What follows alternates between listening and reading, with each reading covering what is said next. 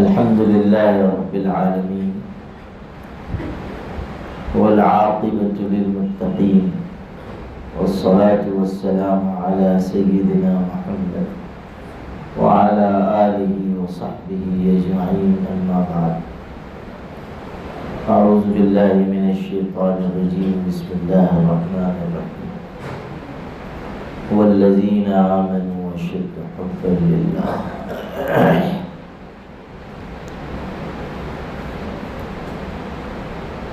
میرے بھائیوں، تصوف کے راستے پر چلنے والے لوگوں کو یہ حقیقت معلوم ہونی چاہیے کہ اس راستے کا مقصد کیا ہے، اس راستے کی حقیقت کیا ہے، اور اس راستے پر چلنا کیوں ضروری ہے۔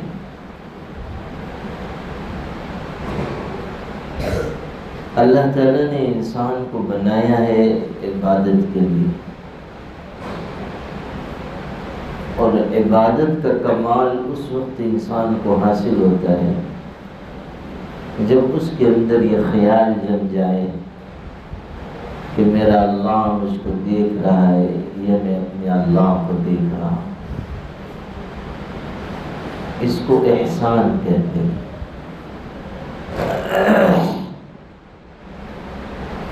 جب تک یہ کیفیت قائم نہ ہو،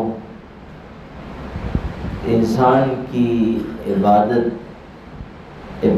تو ہے مگر کامل نہیں۔ نمبر 2، عبادت اچھی بھی ہو مگر نیت اچھی نہ ہو تو عبادت کی اللہ کے ہاں کوئی قدر نہیں۔ اگر کوئی انسان نماز تو بڑی اچھی پڑھ رہا ہے لیکن نیت یہ ہے کہ لوگ مجھ کو اچھا خیال کریں، لوگ مجھ کو نمازی سمجھیں، دیندار سمجھیں، تو یہ اس کی نماز اس کے نفس کی رضا بن گئی ہے۔ یہ اللہ کی رضا والی نماز نہیں ہے، یہ نفس کی رضا والی نماز ہے۔ کوئی آدمی خرچ کر رہا ہے، مقصد یہ ہے کہ لوگ مجھ کو سخی سمجھیں، لوگ مجھ کو خرچ کرنے والا سمجھیں۔ یہ خرچ کرنا اس کے اپنے نفس کے لیے ہے، اللہ کے لیے نہیں۔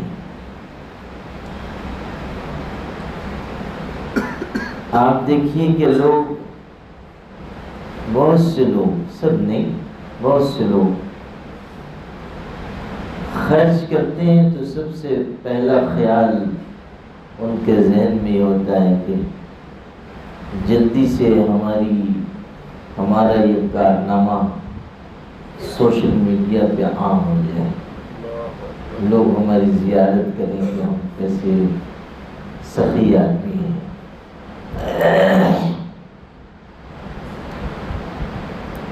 غریبوں کو کوئی چیز تقسیم کر رہے ہیں اور شوق یہ ہے کہ لوگ دیکھیں کہ ہم خرچ کر رہے ہیں۔ مریضوں کو جا کر پھل دے رہے ہیں، تصویریں کھنچوا رہے ہیں۔ 1 درجن کیلے میں 2 درجن بندر لٹکے ہوئے ہیں۔ اب آپ بتائیے اس نیکی کا اللہ کے یہاں کیا آج ہے؟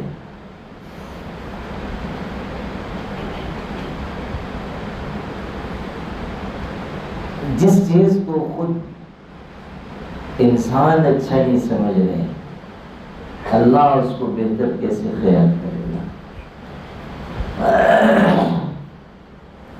ہم آپ جس چیز کو ناپسند کر رہے ہیں، اللہ کیسے پسند کر رہے گا؟ یعنی ایک عقل سلیم رکھنے والا جس چیز کو ناپسند کر رہا ہے اور جس چیز کو برا سمجھ رہا ہے، اللہ کے ہاں وہ چیز قابل قبول کیسے ہوگی؟ اسی طرح ہر عبادت اگر وہ ریاکاری کے لیے ہے تو اللہ کے ہاں قبول نہیں. ان اللہ طیب لا يقبل الا طیبا.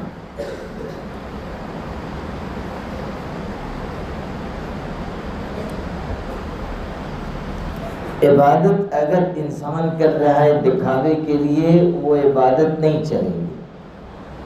عبادت کر رہا ہے مگر اس عبادت میں اس کو احسانی کیفیت حاصل نہیں، وہ عبادت کامل نہیں. احسانی کیفیت کا مطلب یہ ہے کہ عبادت ایسی ہو کہ انسان یہ خیال کرے کہ میں اپنے اللہ کو دیکھ رہا ہوں یا اللہ مجھ کو دیکھ رہا ہے. اس کو کہتے ہیں احسان. کیا کہتے ہیں؟ احسان یا احسانی کیفیت. اصل میں یہ لفظ نکلا ہے حدیث شریف سے، یہ کوئی علماء کا نکالا ہوا لفظ نہیں. اور حدیث یہ ہے کہ حضرت نبی کریم صلی اللہ علیہ وسلم تشریف رکھتے تھے اور حضرت جبریل آئے اور انسانی شکل میں آئے. بہت سفید کپڑے پہنے ہوئے تھے، بہت کالے بال تھے، بال بالکل کالے اور لباس بالکل سفید. اور آئے اور حضور صلی اللہ علیہ وسلم کے بالکل قریب بیٹھ گئے، یہاں تک کہ حضور صلی اللہ علیہ وسلم کے گھٹنوں سے اپنے گھٹنے ملا دیے اور پھر کچھ سوالات کیے. اس حدیث کو حدیث جبریل کہتے ہیں. اچھا، صحابہ نے جو ان کو دیکھا تو ظاہر ہے کہ وہ پہچان نہیں سکے کہ یہ فرشتے ہیں. اب وہ آئے اور انہوں نے سوالات کیے اور حضرت عمر ابن خطاب جو راوی حدیث سے کہتے ہیں کہ وہ ہمارے مدینے کے نہیں تھے، اگر مدینے کے ہوتے تو ہم پہچانتے. اچھا، جب مدینے کے نہیں ہیں تو باہر سے آئے ہیں. باہر سے کوئی آدمی آ رہا ہے سفر کر کے تو اس کا کپڑا میلا کچیلا ہوگا، اس کے چہرے پر غبار و غبار ہوگا. بالکل صاف ستھرا کپڑا ہے، چہرے پہ کوئی غبار و غبار نہیں. یعنی نہ مدینے کے ہیں اور نہ باہر سے آئے ہوئے معلوم ہو رہے ہیں. تو ہم کو حیرت ہوئی. وہ زمانہ ایسا نہیں تھا کہ آدمی سفر کرے اور کپڑا اور چہرہ سب سلامت رہے. آدمی سفر کرتا تھا، انسان ہونے کی حالت میں منزل پہ پہنچتا تھا تو معلوم ہوتا تھا کوئی بھوت آیا ہوا ہے، اس لیے کہ کپڑا چہرہ سب غرد و غبار میں ہٹ جاتا تھا. اونٹوں پہ سفر ہوتا تھا اور خاص طریقے پہ عرب میں وہاں صحرا ہے، ریت بہت اڑتی ہے، وہاں سفر بہت مشکل ہوتا ہے. اب ایک تو اس پر حیرت تھی کہ نہ مدینے کے ہیں نہ باہر سے آئے ہوئے معلوم ہو رہے ہیں. اب دوسری حیرت اس پر ہوئی کہ انہوں نے حضور صلی اللہ علیہ وسلم سے سوال کیا کہ اسلام کیا ہے. حضرت نے جواب دیا. اب جب جواب دیا تو آگے سے اس بندے نے یہ کہا صدقت، آپ نے سچ کہا. آگے سے کہہ رہے ہیں آپ نے سچ کہا. تو وہ کہتے ہیں کہ عجبنا لہ یسألہ ویصدقہ، کہ ہم کو اس پر بھی حیرت ہوئی، یہ کون سا آدمی ہے؟ ایک تو سوال کرتا ہے اور جب جواب ملتا ہے تو کہتا ہے آپ نے سچ کہا، یعنی اس کو پہلے سے معلوم ہے. بے تصدیق تو وہی آدمی کرے گا نا جس کو پہلے سے علم ہو. آپ مجھ سے پوچھیں کہ ایسا ایسا مسئلہ بتا دیجیے اور میں کہوں کہ دیکھو یہ معاملہ ہے، پھر آپ کہیں آپ نے بالکل صحیح کہا، آپ نے درست کہا، تو میں آپ کو یہ مشورہ دوں گا کہ آپ پونہ تشریف لے جائیے. اگر آپ کو معلوم ہے تو آپ مجھ سے کیوں پوچھ رہے ہیں؟ تو ایک تو سوال کر رہے ہیں اور دوسرے کہتے ہیں کہ آپ کا جواب درست ہے. جواب درست ہے تو وہی آدمی کہے گا جس کو پہلے سے جواب معلوم ہے. تو اس پر بھی حیرت ہوئی. اچھا، اس کئی سوال کیا، وہ سب دہراؤں گا تو بہت لمبا ہو جائے گا. اسلام کیا ہے، ایمان کیا ہے، پھر پوچھا احسان کیا ہے، یہ آپ کو سنا احسان کیا ہے۔ تو حضور صلی اللہ علیہ وسلم نے اس کے جواب میں فرمایا ان تعبد اللہ کأنک تراہ فإن لم تکن تراہ فإنہ یراک۔ دیکھو اللہ کی عبادت ایسے کرو گویا کہ تم اللہ کو دیکھ رہے ہو، ایسی عبادت کرو گویا کہ تم اللہ کو دیکھ رہے ہو، اور اگر یہ کیفیت نہ پیدا ہو سکے تو کم سے کم یہ احساس ہو کہ اللہ تم کو دیکھ رہا ہے۔ دو درجے میں ہیں، پہلا درجہ جو اعلیٰ ہے وہ ہے کہ میں اللہ کو دیکھ رہا ہوں، اور دوسرا درجہ جو اس سے کمتر ہے کیا ہے، اللہ مجھ کو دیکھ رہا ہے۔ اور کمتر ہونے کا مطلب یہ نہیں ہے کہ اس سے کام نہیں بنے گا، کام اس سے بھی بن جائے گا، البتہ جو وہ اونچے والا ہے اس سے یہ تھوڑا نیچا ہے۔ ورنہ یہ بھی بہت بڑی بات ہے کہ آدمی کے ذہن میں یہ خیال بس جائے کہ اللہ مجھ کو دیکھ رہا ہے، بس جائے، علم نہیں، علم تو ہم سب کو ہے کہ اللہ دیکھ رہا ہے۔ کون مسلمان ایسا ہے جس سے پوچھو گے کہ اللہ تم کو دیکھ رہا ہے تو وہ انکار کرے گا؟ کوئی نہیں۔ ہر مسلمان یہ جانتا ہے کہ اللہ مجھ کو دیکھ رہا ہے۔ علم کی بات نہیں ہے، بات ہے یقین کی، بات ہے کس چیز کی؟ یقین کی، دل میں جم جانے کی کہ میرا اللہ مجھ کو دیکھ رہا ہے، اور ہر وقت یہ خیال لینا کہ اللہ مجھ کو دیکھ رہا ہے۔ حضرت حاجی امداد اللہ مہاجر مکی رحمۃ اللہ علیہ لیٹتے تھے تو پیر نہیں پھیلاتے تھے، پیر سمیٹ کر لیٹتے تھے، تو ہمیشہ جب ان کو دیکھا گیا تو ان کے کسی مرید نے کہا کہ حضرت پیر پھیلا لیا کریں، اس سے راحت ہو۔ حضرت نے فرمایا میں بھی پیر پھیلانا چاہتا ہوں، مگر یہ خیال ہوتا ہے کہ اللہ دیکھ رہا ہے، تو شرم میں پیر نہیں پھیلا پاتا، پیر سمیٹ لیتا ہوں۔ یہ چیز ہے، یعنی یہ خیال بالکل جم گیا ہے کہ اللہ مجھ کو دیکھ رہا ہے۔ یہ چیز ہے کہ یا انسان یہ سوچے کہ اللہ کو میں دیکھ رہا ہوں یا اللہ مجھ کو دیکھ رہا ہے، دو میں سے کوئی ایک خیال انسان اپنے دل میں جما لے۔ آپ خود سوچئے کہ انسان اگر کسی گناہ کا ارادہ کرے اور اس کو یہ احساس ہو کہ میرے والد دیکھ رہے ہیں، وہ گناہ کرے گا؟ اگر کسی معصیت کا خیال آئے اور وہ گناہ کرنا چاہے اور اس کو یہ خیال ہو میرے شیخ دیکھ رہے ہیں، کرے گا؟ اگر کوئی آدمی گناہ کرنا چاہے اور اس کو یہ خیال ہو کہ میرے پڑوسی، میرے گھر کے لوگ دیکھ رہے ہیں، گناہ کرے گا؟ نہیں کرے گا۔ اب سوچیے آپ کہ اللہ تعالیٰ جو ان سب سے زیادہ طاقتور ہے اور ساری کائنات میں اس سے بڑھ کر کوئی نہیں ہے، جو مالک و مولا ہے، جب یہ خیال اس کے بارے میں جب جائے گا کہ اللہ دیکھ رہا ہے تو انسان ہر گناہ سے بچے گا، اور عبادت کرے گا تو اچھی عبادت کرے گا۔ یہ نہیں کہ بوجھ سمجھ کر نماز پڑھے، یہ نہیں کہ جلدی جلدی کوئی بھی کام بس ٹال دے، نہیں، دل جما کر کرے گا، اس لیے کہ میرا اللہ دیکھ رہا ہے، اللہ دیکھ رہا ہے۔ اور جب یہ خیال جن جائے گا کہ میرا اللہ دیکھ رہا ہے، تو جب اللہ دیکھ رہا ہے تو اور کسی کی دیکھنے کی ضرورت ہی نہیں باقی، یعنی کوئی اب دیکھے یا نہ دیکھے میرا اللہ تو دیکھ رہا ہے، تو ریاکاری بھی ختم ہو جائے گی، خلوص آئے گا، اور انسان طاعت پر جمے گا اور معصیت سے بچے گا۔ یہی چیز ہے احسان، اور اس کی وجہ سے ساری زندگی کا نظام درست ہوگا۔ آپ خود سوچئے کہ وہ آدمی کسی رشتہ دار کا حق کیسے مار سکتا ہے جس کے دل میں یہ احساس جمع ہوا ہو کہ میرا اللہ مجھ کو دیکھ رہا ہے اور آخرت میں مجھ کو پکڑ لے گا۔ جس آدمی کے دل میں یہ بات ہے کہ میرا اللہ ہر وقت مجھ پر نظر رکھے ہوئے، وہ کسی کو گالی کیوں دے گا، کسی کو برا کیوں کہے گا، زندگی کا ہر حصہ درست ہوگا۔ پھر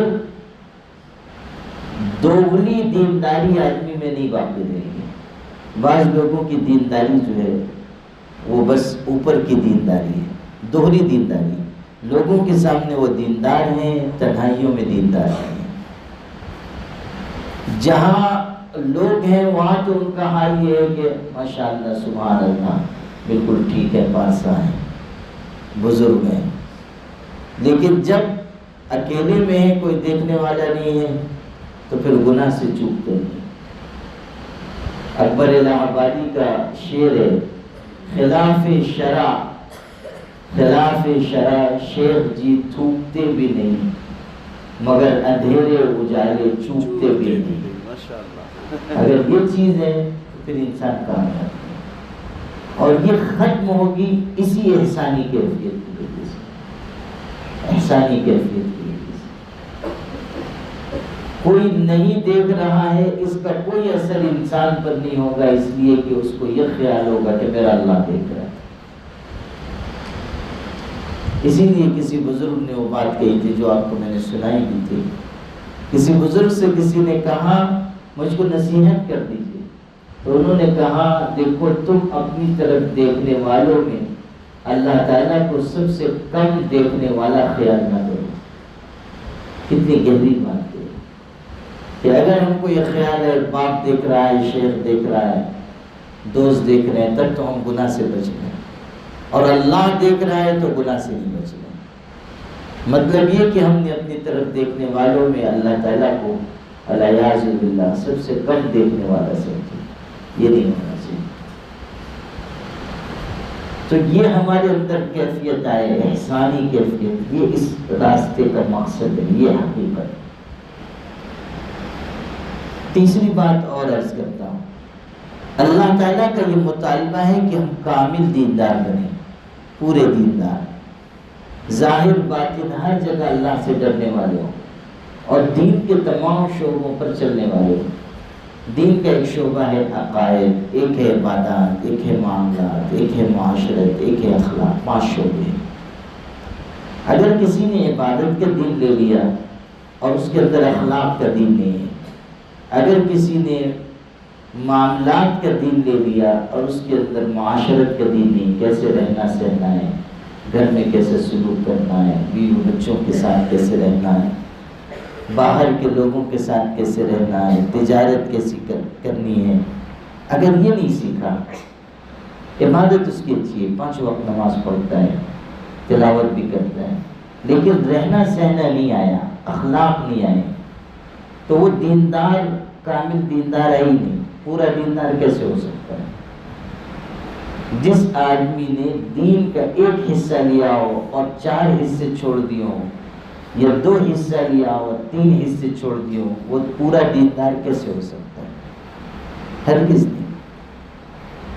کامل دیندار بننا یہ اللہ کی پسند ہے، کامل دیندار بننا۔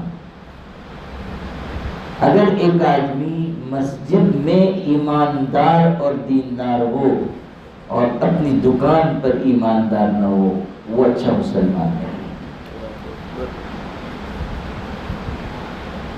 ہمیں یہ نہیں سکھایا گیا کہ ہم تھوڑی دیر کے لیے مسلمان بن جائیں، ہم تھوڑے وقت کے لیے مسلمان، یہ نہیں سکھایا گیا۔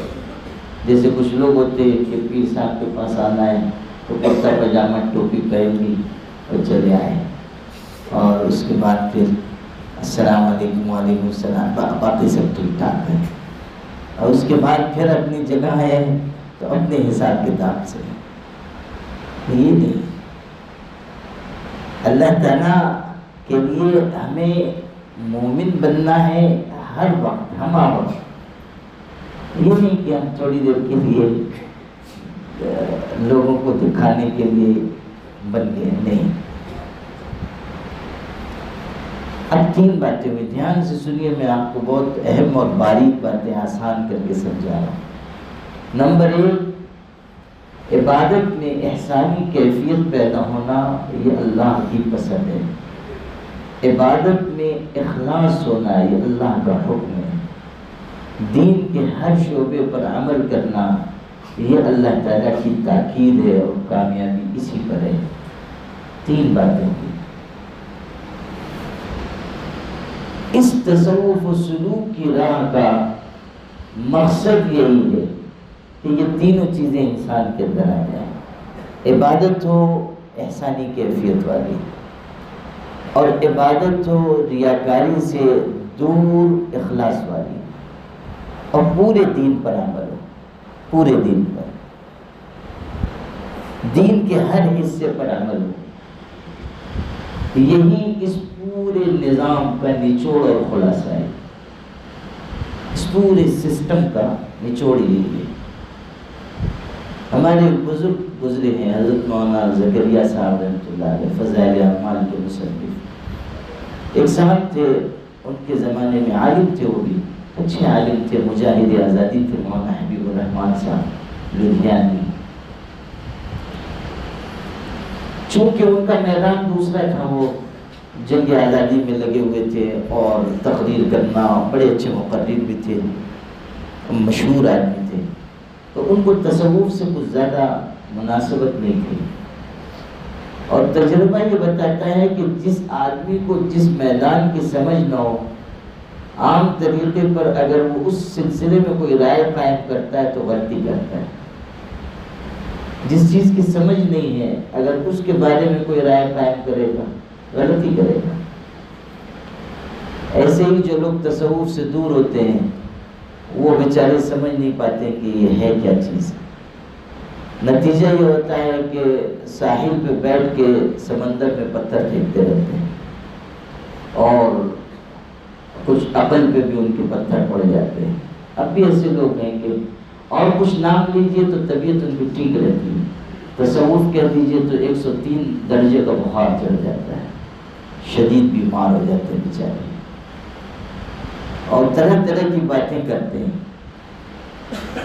اور یہ لوگوں پر ظاہر کرنا چاہتے ہیں کہ یہ نظام صحیح نہیں ہے، یا یہ نظام قرآن و حدیث سے ہٹا ہوا ہے۔ جن کے علم کامل نہیں ہے، ان کی رائے صائب نہیں ہے۔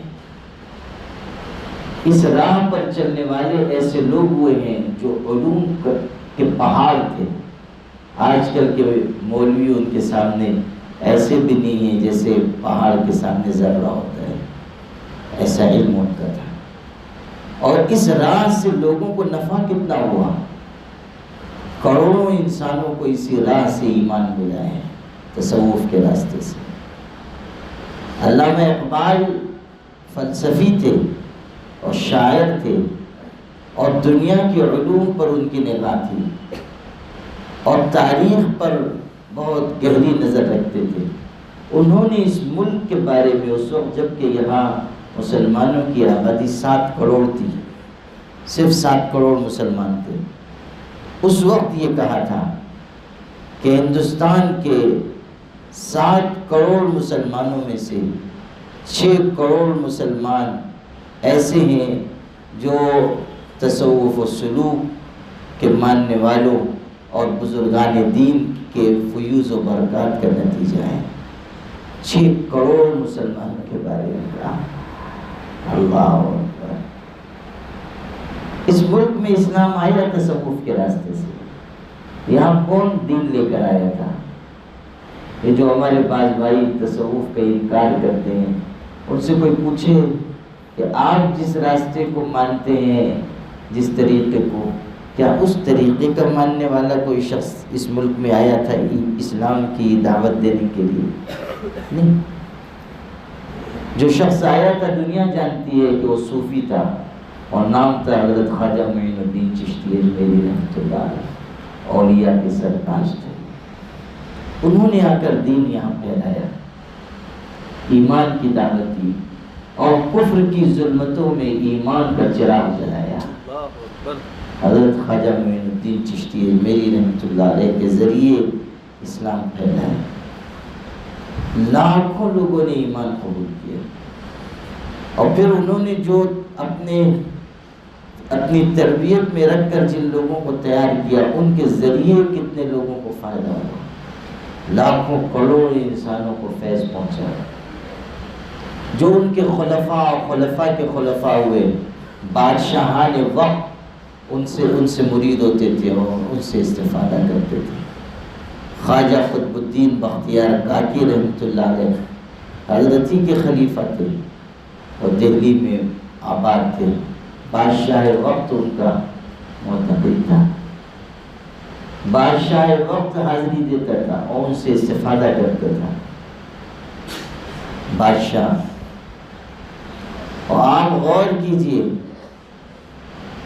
کہ ان کی تربیت کا فیض کیا تھا کہ جب حضرت خواجہ کا انتقال ہوا انہوں نے وصیت کی تھی. وہ وصیت ان کے خادم خاص کے پاس تھی. جب جنازہ تیار ہوا اور ظاہر لاکھوں انسان جمع تھے اور بڑے بڑے علماء صوفیاء بزرگان دین سب تھے اور ان کا خادم آیا. اس نے کہا کہ حضرت کی وصیت میرے پاس ہے, سارے لوگ سن لیں. اور اس نے پڑھ کر سنایا کہ حضرت کی وصیت یہ ہے کہ میرے جنازے کی نماز وہ آدمی پڑھائے گا جس کی تہجد کبھی فوت نہ ہوئی ہو اور جس نے کبھی کسی نامحرم پر نظر نہ ڈالی ہو اور جس کی کبھی عصر کی نماز سے پہلے کی سنت فوت نہ ہوئی ہو.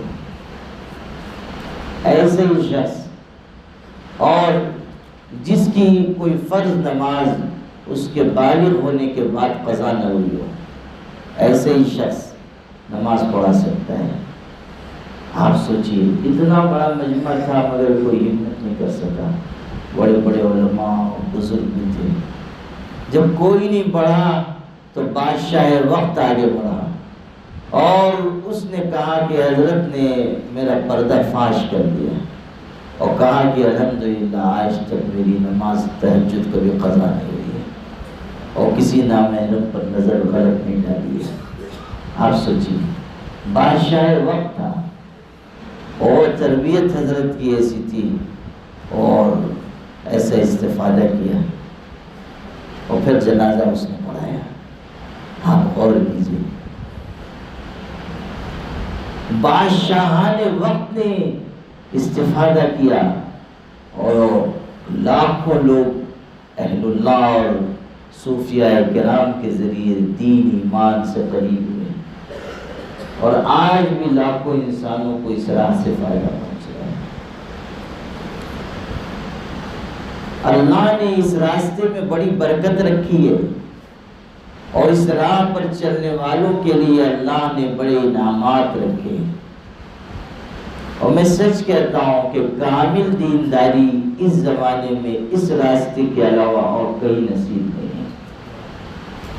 کامل دینداری اگر کوئی آدمی صحیح تربیت اپنی کروائے گا وہ کامل دیندار بنے گا, ورنہ نہیں.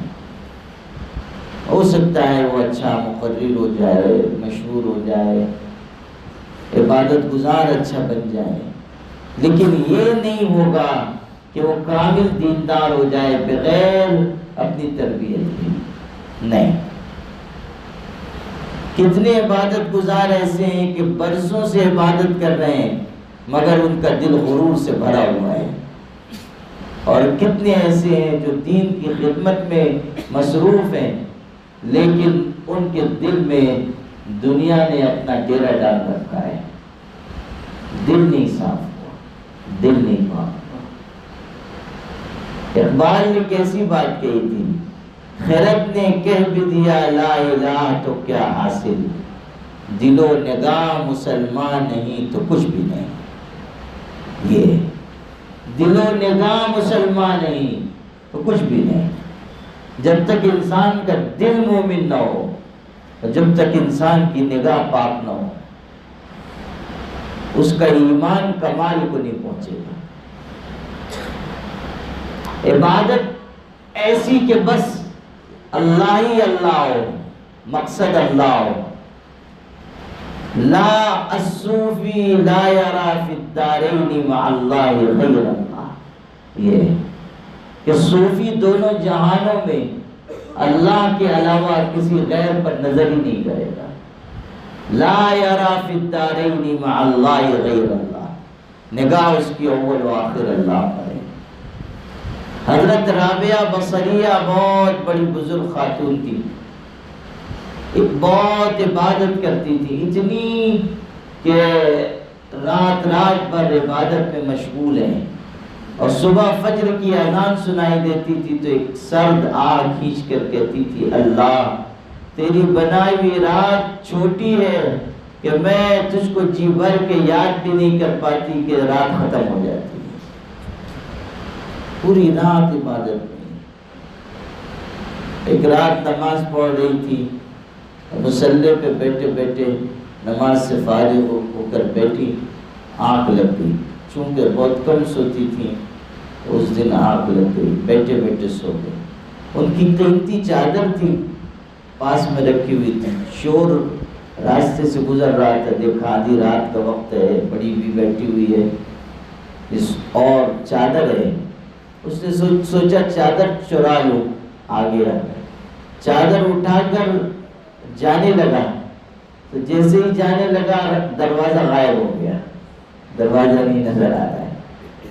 اس نے سمجھا اندھیرے سے نہیں دکھ رہا ہے لیکن دروازہ غائب، چادر رکھی دکھنے لگا، پھر چادر اٹھائی، پھر دروازہ غائب۔ جب کئی دفعہ ایسا ہوا کہ چادر اٹھاتا تھا دروازہ غائب اور رکھتا تھا تو دکھتا تھا، تو تب غیب سے آواز آئی کہ تو یہ چادر چورا نہیں سکے گا، اس لیے کہ اگر ایک دوست سو رہا ہے تو کیا ہوا، دوسرا دوست جاگتا ہے، چادر چورا نہیں سکے گا۔ اللہ اس دوست کی شان یہ ہے کہ لا تأخذہ سنۃ ولا نوم، نیند اور اونگ اس پر نہیں ہے۔ خلق سوتی ہے، خالق نہیں سوتا ہے۔ اگر ہم سو بھی رہے ہیں تو وہ جاگ رہا ہے اور ہمارا محافظ ہے، اور جب دوستی اس سے پکی ہے تو وہ یہی کہے گا کہ ہمارے دوست کو تم ستا نہیں سکتے۔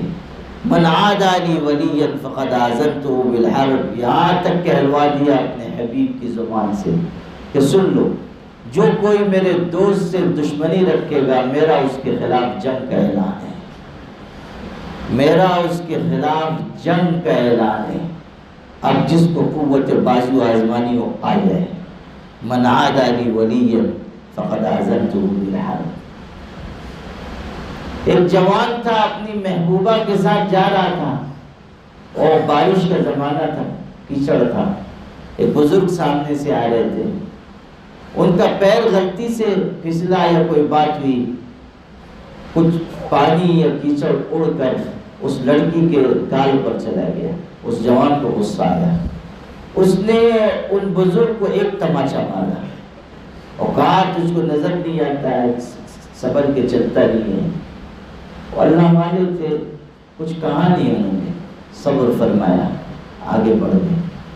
تھوڑی دور گئے تھے، اس کو تو جو برا بھلا کہنا تھا، گالی دینی تھی، مارنا تھا، وہ تو مار کر گالی دے کے برا کہہ کے آگے بڑھ گیا، یہ بھی بیچارے سر جھکا کے آگے بڑھے۔ چند قدم آگے گیا تھا کہ اچانک گرا اور گر کر مر گیا۔ اب لوگ دوڑے کہ کیا ہوا کیا ہوا کیا ہوا، کسی نے کہا اس بزرگ نے شاید بد دعا دی، گئے اور کہا اس نے آپ کو مارا تھا، شاید آپ نے بد دعا دے دی، مر گیا۔ حضرت نے فرمایا بد دعا نہیں دی، مگر بات یہ ہے کہ اس نے اپنی محبوب عورت کے لیے مجھ کو مارا، تو ہم بھی تو کسی کے محبوب ہیں، ہم بھی کسی کے محبوب ہیں، یہ فرمایا۔ اللہ من عادى لي وليا فقد آذنته بالحرب۔ یہ بہت بڑی بات ہے کہ جو اس راہ پر چلتا ہے اللہ تعالیٰ اس کے سر پر اپنی دوستی کا تاج رکھتا ہے۔ الا ان اولیاء اللہ لا خوف علیہم ولا هم يحزنون۔ اس راستے کی منزل ولایت ہے، یعنی دوستی اللہ کی، اس راستے کی منزل ولایت ہے، یعنی دوستی اللہ کی۔ ہمارے حضرت کو ان کے مرید نے لکھا کہ مجھ کو خلافت دے دیجیے۔ حضرت نے جواب کتنا خوبصورت لکھا، فرمایا سالک کی منزل ولایت ہے، خلافت نہیں۔ سالک کی منزل ولایت ہے، خلافت نہیں، یعنی اللہ کو پا لینا، اللہ کا دوست بن جانا، اللہ کی دوستی مل جانا، یہ ہمارا مقصد ہے، یہ ہماری منزل ہے، اللہ تک پہنچنا۔ آپ کو سنا رہا تھا حضرت رابعہ بصریہ کی بات، جو اصل بات سنانی تھی ان کی وہ یہ کہ وہ کبھی کبھی غلبہ حال میں کہتی تھی کہ اللہ اگر میں تیری بندگی جنت کے لیے کرتی ہوں مجھ کو ہرگز جنت نہ دینا، اور اگر میں تیری بندگی جہنم کے لیے کرتی ہوں تو مجھ کو جہنم میں ڈال دینا۔ یعنی جہنم سے بچنے کے لیے اگر میں عبادت کر رہی ہوں مجھ کو جہنم میں ڈال دینا، اور اگر میں صرف تیرے لیے تیری بندگی کر رہی ہوں تو اپنی ذات سے مجھ کو محروم نہ کرنا۔ یہ کہتی تھی، یہ چیز ہے کہ اول و آخر نگاہ اللہ پر ہے، اور کسی جگہ نگاہ نہیں ہے، یہاں تک کہ جزا و سزا سے بھی نگاہ ہٹ گئی، نگاہ جا کر ٹکی ہے صرف اللہ پر۔ صوفی یہ ہے، صوفی اس کو کہتے ہیں۔ اقبال نے کہا یہ جنت مبارک رہے زاہدوں کو، یہ جنت مبارک رہے زاہدوں کو، میں تو آپ کا سامنا چاہتا ہوں، یعنی میں آپ کے دیدار کا طلبگار ہوں، اور جنت آپ زاہدوں اور عبادت گزاروں کو دے دیں۔ یہ جنت مبارک رہے زاہدوں کو، میں تو آپ کا سامنا چاہتا ہوں، تیرے عشق کی انتہا چاہتا ہوں، میری سادگی دیکھ کیا چاہتا ہوں، اللہ اکبر، تیرے عشق کی انتہا چاہتا ہوں، اللہ اللہ اللہ۔ اللہ سے ہمیشہ یہ مانگنا چاہیے کہ اللہ تیری محبت سب سے غالب کر دے، یہی محبت ہے جو انسان کو آگے لے جاتی ہے، اللہ کی محبت، رسول کی محبت، مرشد کی محبت۔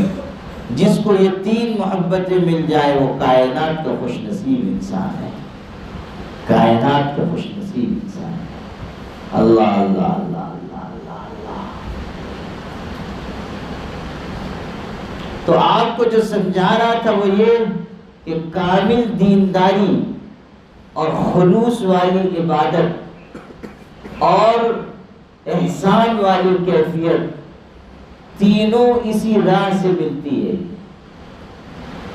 بیچ میں ایک قصہ شروع ہوا تھا، اس سے اور بات آگے بڑھ گئی، وہ قصہ بھی ادھورا رہ گیا، آپ کو یاد نہیں ہوگا لیکن اللہ کے کرم سے مجھ کو یاد ہے، اور میں آپ کو سنا رہا تھا کہ مولانا حبیب الرحمان صاحب بزرگ تھے، عالم تھے، اور وہ حضرت شیخ الحدیث مولانا زکریا صاحب کے ہاں ایک دن پہنچے۔ مولانا زکریا صاحب صوفی تھے، بزرگ ولی اللہ، بڑے نیک انسان، اللہ نے ان کو بڑا مقام دیا تھا۔ ایک دفعہ ملک الموت کی بھی ان کو زیارت ہوئی، فرشتے کو دیکھا آیا ہوا ہے، حضرت نے کہا کہ اچھا چلنے کا وقت ہو گیا، چلو لے چلو۔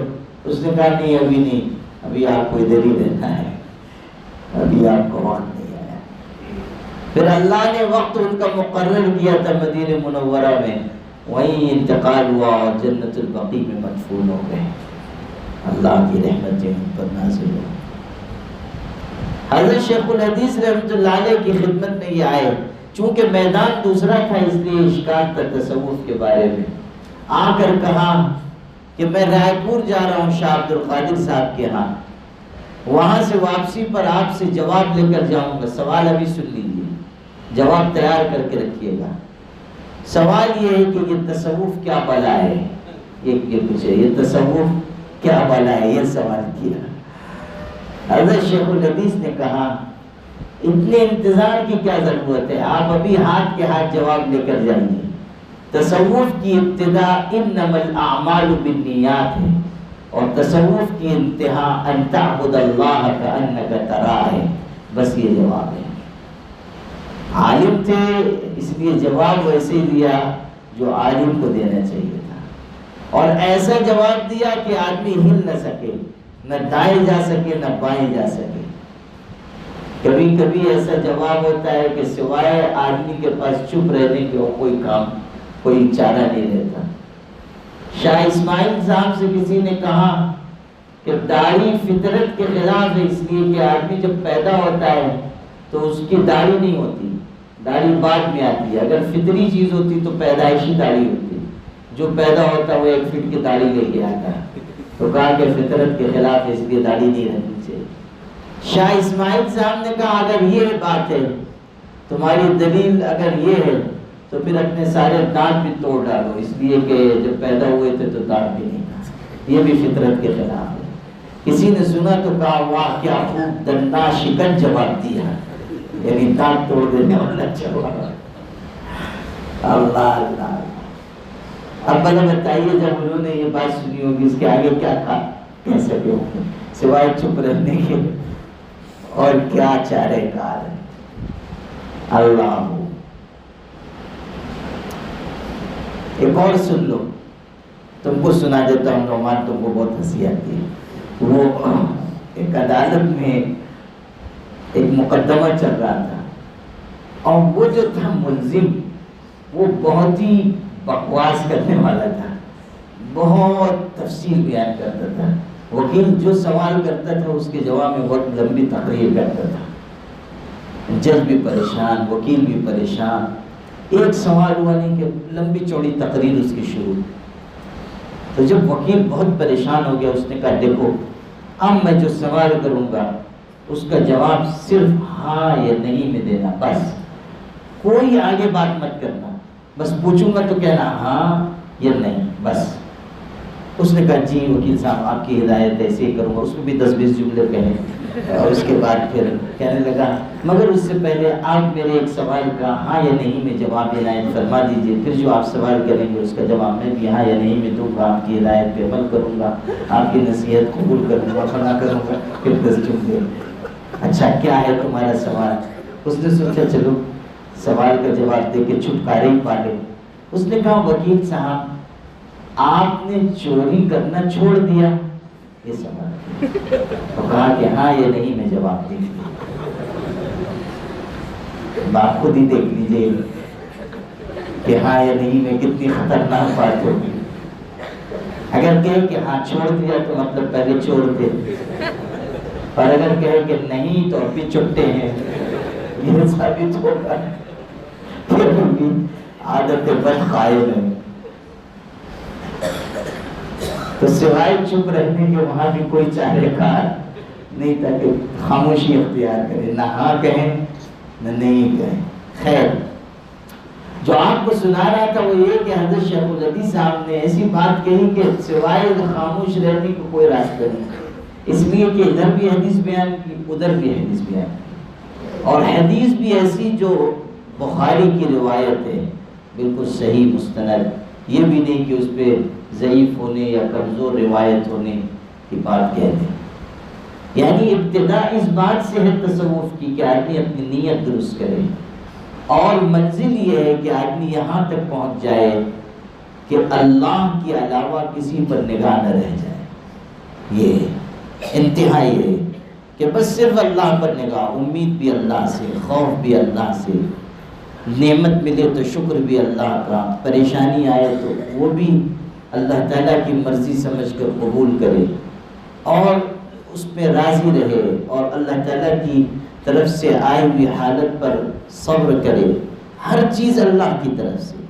اسی لیے کہتے ہیں کہ صوفی جو دیکھتا ہے وہ اللہ سے دیکھتا ہے, اور جس کا ساتھ اختیار کرتا ہے وہ بھی اللہ ہے, مانگتا ہے اللہ سے, ہر چیز کو لوٹاتا ہے اللہ کی طرف. سمجھ لیجیے ہر چیز کا مرجع اس کے ہاں اللہ ہے. الا الی اللہ تصیر الامور, سارے معاملات اللہ ہی کی طرف لوٹ کر جاتے ہیں.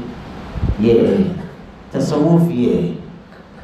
تو ایسا جواب دیا اس کے بارے میں کہنے لگے مولانا حبیب الرحمان صاحب کہ مولانا آپ نے ایسا جواب دیا کہ کچھ کہہ نہیں سکتا, ورنہ میں نے سوچا تھا کہ آپ یہ کہیں گے تو میں یہ اشکال کروں گا, آپ یہ جواب دیں گے تو میں یہ کہوں گا, پھر آپ یہ دلیل دیں گے تو میں دلیل کو ایسے توڑوں گا. یعنی وہ بھی پوری تیاری سے آئے تھے, سارے تیر ترکش سب لے کے آئے تھے, لیکن جواب ایسا انہوں نے دیا کہ ان کا سارا دفتر بھرا رہ گیا. یہ چیز ہے کہ ابتدا ہے نیت کو درست کرنا, اور انتہا ہے اس کیفیت تک پہنچ جانا کہ سوائے اللہ کے کسی پر نگاہ نہ رہے، اور بھی کچھ تفصیل ہے، اب موقع نہیں رہا، اگر اللہ نے موقع دیا تو کل بیان کر دوں گا۔ وآخر دعوانا